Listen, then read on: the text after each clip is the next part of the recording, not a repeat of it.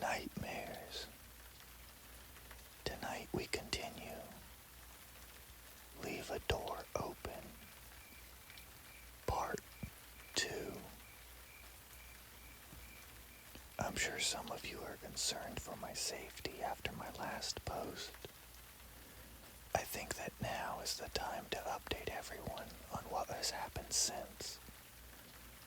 Many of you in the comments suggested that the footsteps that I heard might be coming from Anya, so I set out looking for her not long after. It's strange, seeking out something in this maze. I'd step through a door into the kitchen, hearing footsteps upstairs. Then I'd walk through the door into the upstairs bathroom, seemingly hearing footsteps from the next room, only to end up in the attic and hear footsteps below me. As I made my way around the house, I began to notice some things. The house wasn't an exact replica of my own. The paint was fresher on the walls. The mirrors were cleaner. The carpets were different colors. Most noticeable of all, though, was that the radio and phone looked like they were from the 30s. I even saw a typewriter. Eventually, a little under 2 hours later, I stepped into the kitchen, and at last I was faced with Anya. "Eric, how are you here?" she asked. "The same way that you got here. How are you alive?" I responded. "As soon as you leave a room, it returns to its original state, as it was before you set foot in it. That's why the fridge always restocks itself," she explained. "No offense, Eric, but you look like you haven't slept in a while. Or shaved." "Kind as ever," I replied, both of us laughing half-heartedly, still tense from the very nature of our current situation. "At least you put on some muscle. Used to be like a stick figure," she laughed again. "You look a bit different yourself. Your sense of fashion has changed a bit." She had changed a lot. Her hair, which I remembered as being shoulder length, was much longer now. She also appeared thinner and paler, probably from being inside the house for the last 5 years. More noticeably, however, was the fact that her outfit looked to be from the 1930s. "These are the best clothes I found in the wardrobe upstairs. They suit me, no?" She smiled sadly. "Eric, why are you here?" I guess I thought I'd save you, or at least end up being with you," I frowned. "Perhaps there is some way that you can save me," she said after a brief hesitation. She gestured to the window. Gazing at the trees, I noticed something strange. The branches seemed to be shifting every couple of seconds, appearing at different parts of the tree. Then seconds later, the leaves would be orange, then green, then the tree would be bare of leaves. Then I saw something horrifying. A seemingly regular deer walked by the house, but after a couple of seconds, its antlers and legs were in the wrong place. Then its eyes, then its entire head, all appearing at different parts of the body every few seconds, as the poor animal cried out in agony. I heard the same sound from deeper in the woods. Eventually, the deer returned to its regular state and ran deeper into the woods before its cries resumed. "What's happening to them?" I asked Anya. "The further they stray from the house, the more distorted they become," she said solemnly.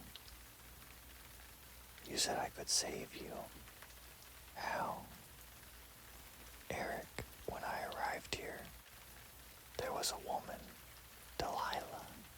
She claimed to be a witch. I was skeptical, obviously, but seconds prior I had seen a deer with its hind legs protruding from its neck, so I figured I'd let her finish speaking. "Were you close with Caroline, your grandmother, on your father's side?" she asked me. "She vanished when I was 5. Her mind had been going for some time at that point, but my parents always said I was her favorite. Why? Delilah told me that when your grandmother's mind was going, she visited her, requesting her services. Caroline wanted to go back to her childhood." Anya proceeded to recite the story to me. The spell was to feed off my grandmother's memories and send her to a pocket dimension mimicking her childhood so that she wouldn't have to deal with the pains of her old age and failing mind. The plan was that she'd seal herself in her old room that night, disappear from the world, and wake up as a child in her 1930s pocket dimension. Delilah went to check up on her about 10 years after casting the spell. Apparently, she does the same for all clients. But when she visited the pocket dimension, she found Anya trapped inside. The pocket dimension had tried to draw on Caroline's fractured memories and ended up creating this distortion of her childhood home, constantly trying to replicate it. "Why didn't she stop it?" I asked Anya. "Delilah went to confront Caroline. She told me I'd be out in 10 minutes. She never came back," she responded. "Wait, my grandmother is here, in the house. That's why I think you can save me. Perhaps she'll recognize you and end this somehow. It's our best bet." She led me through the house, and after about 3 hours, we ended up in the upstairs hallway. I looked at the entrance to my grandmother's old room. Anya and I braced ourselves and walked through the door. Sitting on the bed was my grandmother, as I remembered her. But a few seconds later, it was a young girl, then a middle-aged woman, then a teenage girl, then my elderly grandmother once again. "Grandma, it's me, Eric." She stopped staring blankly ahead, then blinked a few times. She looked old and confused, but when she met my eyes, a look of realization dawned on her face. "Oh, Eric, you've gotten so big. Grandma, you need to stop this, please." She looked much more awake than before. "I can't go back. I'm so close. If I can just get this right, I can go back to when it was easier." "I know, Grandma, but you've been sitting here trying to recreate this for 18 years in the real world." 18. "Please, Grandma, just let it go. Let us go. You can rest." There were tears in her eyes. Then she slammed them shut, and I was faced with a skeleton lying down on the bed. Anya and I looked around to see that we were back in the real house, the real world. We hugged each other excitedly. She was crying. I buried Grandma Caroline in the backyard, outside the house.